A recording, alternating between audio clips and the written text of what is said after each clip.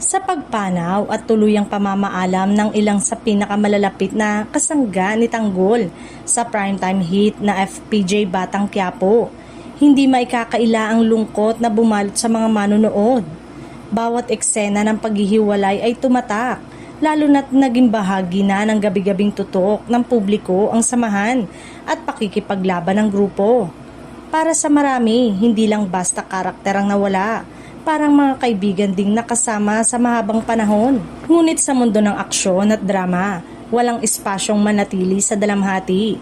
Sa likod ng kamera, usap-usapan na may malalaking pasabog na inihahanda ang production. May ilang veteranong aktor na kilala sa matitinding kontrabida role noong dekada 90 ang sinasabing papasok sa serye. Ayon sa mga bulong-bulungan, hindi lang basta kakampi ang kanyang papel, maaaring siya ang maging susi sa mas malalim na laban ni Tanggol.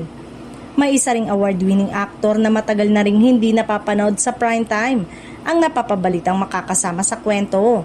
Ang karakter umano niya ay may misteryosong koneksyon sa nakaraan ng bida. Isang revelasyong posibleng magpabago ng direksyon ng istorya.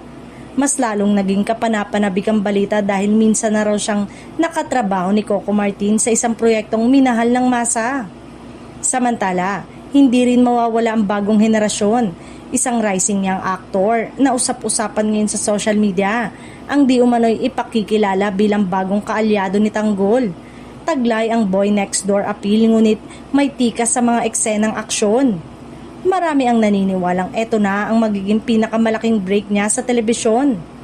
Sa kabila ng mga pamamaalam, nananatiling mataas ang excitement ng fans sa susunod na kabanata ng serye. Sa patuloy na pamumuno ni Coco Martin, asahan ang mas matinding bakbakan, mas malalim na revelasyon at mga karakter na magdadagdag ng bagong kulay sa kwento.